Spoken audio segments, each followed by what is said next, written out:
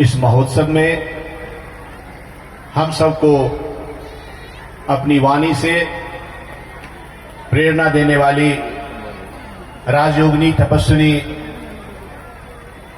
रानी दीदी जी, इस मंच पर विशेष रूप से उपस्थित मुंगेर प्रमंडल के कमिश्नर श्रीमान संजय कुमार सिंह जी, बेगूसराय नगर निगम की सम्मानित महापौर श्रीमती पिंकी देवी जी, उप महापौर अनीता राय जी, पूर्व महापौर श्रीमान संजय जी, पूर्व महापौर आलोक कुमार अग्रवाल जी, जीडी कॉलेज के प्राचार्य डॉक्टर अवधेश बाबू, आदरणीय अशोक कुमार सिंह जी, सेंट जोसेफ के निदेशक मित्र अभिषेक जी, बेगूसराय सदर प्रखंड के प्रखंड विकास पदाधिकारी श्रीमान सुदामा जी, और जिनके प्रयास से और कई वर्षों से मैं देख रहा हूं, मैं तो उस समय से जुड़ा हुआ हूं जब इस संस्था का कार्यालय कॉलेजिएट हाई स्कूल के बगल में हुआ करता था। उस समय से एक बहुत बड़ी ईश्वरीय प्रेरणा को लेकर के और इस संस्था के विचारों को बेगूसराय के नगर ही नहीं, समस्त बेगूसराय के आंचलिक गांवों में भी ले जाने वाली बहन कंचन जी,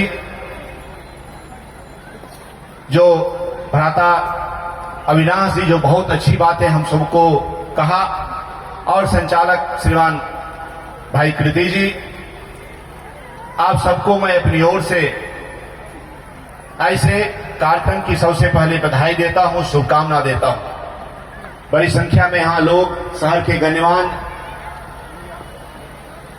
और प्रबुद्ध लोग बैठे हुए हैं। मुझे बोलने का अवसर दिया गया है, लेकिन मैं समझता हूं कि इस मंच से वो सारी बातें कही गई है, और खास करके दीदी रानी जी से सुनने के बाद उसके बाद कुछ कहना इस पर मुझे लगता है बहुत उचित नहीं है। यद्यपि कल महाशिवरात्रि के कार्यक्रम से संपूर्ण देश और जो लोग सनातन धर्म को मानने वाले लोग दुनिया में हैं, सबने महाशिवरात्रि का पर्व को मनाया। आज काफी कई चर्चाएं हुई हैं इस मंच से, और ठीक कहा गया है कि भगवान शिव का, जिसे हम भगवान शंकर महादेव कई नामों से जानते हैं, शिव महापुराण में है। वो कहानी बहुत लंबा है, मैं उसमें जाना नहीं चाहता हूं, लेकिन जब भगवान का विवाह हो रहा था, आप कल्पना करिए, तो आपको ये 2 लाइन में मैं कहूंगा कि मंडप, जो मरवा बोलते हैं हम लोग, वो बना हुआ था। भगवान शंकर दूल्हे के रूप में थे, माता पार्वती वहां बैठी थी, संपूर्ण देवी देवता वहां बैठे हुए थे, उस विवाह का आनंद ले रहे थे। और जैसा कि जो पद्धति है सनातन में, वैदिक पद्धति है विवाह की, उसमें पुरोहित वर कन्या के पिता को कहता है कि आप पूछिए वर से कि वर का परिचय क्या है। और हिमवान जो पिता थे पार्वती के, सब कुछ जानते हुए भी वो पूछते हैं भगवान शंकर से कि आप अपना नाम, अपना गोत्र, अपना मूल आप बताइए।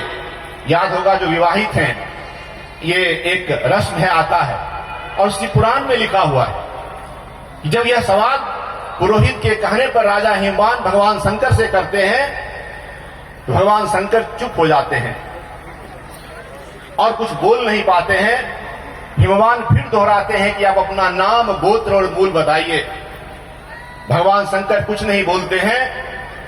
पूरी सभा में, पूरे मंडप पर सारे भगवान विष्णु, इंद्र, ब्रह्मा सब बैठे हुए हैं। नारद जी उसमें उठ करके कहते हैं कि हिमवान, आप क्या पूछ रहे हैं? ये शिव है, न इनका मूल है, न इनका गोत्र है और नाम, न इनका नाम है, लेकिन लोग इनके 1000 नाम से जानते हैं। ये वही शिव हैं जिनका न रूप है न रंग है, लेकिन लोग इनको सभी रूपों में मानते हैं, पूजते हैं। और यही वो शिव हैं जो एक कीट पतंग से लेकर के और ब्रह्मा तक के प्रतिपालक हैं, और जितने भी जीव हैं सबों में शिव स्वयं स्थापित है। और यही मैं समझता हूं आज इस मंच से संदेश है कि हम सभी शिव बनकर, शंकर बनकर, शिवो हम, कि मैं ही शिव हूं, मैं ही शिव हूं और शिव का अंश हूं। दीदी देख रही, इस बात को मान करके अगर आप अपने जीवन को जीने को चलेंगे तो मैं समझता हूं। और भगवान शंकर जब समुद्र मंथन हुआ तो अमृत को लेकर के देवताओं में भी और राक्षसों में झगड़ा हुआ। देवताओं में भी प्रतिस्पर्धा थी कि कौन अमृत कितना अपने हिस्से में लेगा।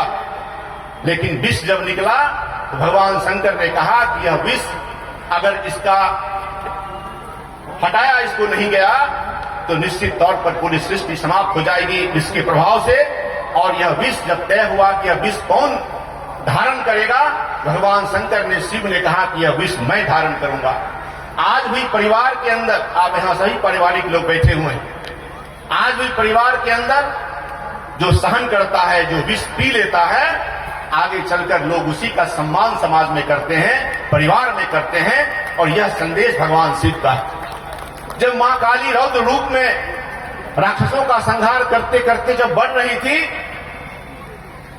मां काली का मतलब जब स्त्री, जब वह रौद्र रूप में आ जाती है, भगवान शिव ने एक संदेश दिया। आप देखे होंगे काली जी की मूर्ति जहां भी, तो काली अपने रौद्र रूप में है और भगवान शिव लेटे हुए हैं, और एक पैर काली का भगवान शिव के छाती पर है। और जैसे ही पैर गया, मां काली का जीव निकलता है और अफसोस करती हैं। यह भी परिवार को एक बड़ा संदेश देने वाला है कि घर की महिलाएं अगर उस रूप में आ जाएं, तो घर के पुरुष को पूरे विनयवत होकर के झुक जाना चाहिए उसके सम्मान में। तो महिला निश्चित अफसोस करती है, स्त्री अफसोस करती है। एक समाज को संदेश देने वाले ऐसे कई प्रकरण हैं। मुझे उतना ज्ञान नहीं है इस पर बोलने का, मैंने धृष्टता किया है, समय लिया है इस पर बोल करके, लेकिन इन चीजों को आज मुझे लगता है कि कई वर्षों से पूरे देश नहीं दुनिया में प्रजापिता ब्रह्मा कुमारी ईश्वरीय विश्वविद्यालय, और इसकी खासियत यह है कि मैं तो माउंट आबू भी गया, कि महिलाएं इस संस्था का संचालन समाज के उन विषयों को लेकर के, समाज के सभी सरोकारों को लेकर के, जिसमें अविनाश भाई ने कहा कि एक समर्थ और मजबूत भारत के निर्माण के लिए, बहन कंचन जी कह रही थी, एक प्रोजेक्ट की बात की कि आध्यात्मिक आधार पर जो हमारे भारत का सांस्कृतिक अवधारणा है, उसके आधार पर भारत को कैसे दुनिया के सामने मजबूत राष्ट्र के रूप में खड़ा किया जाए।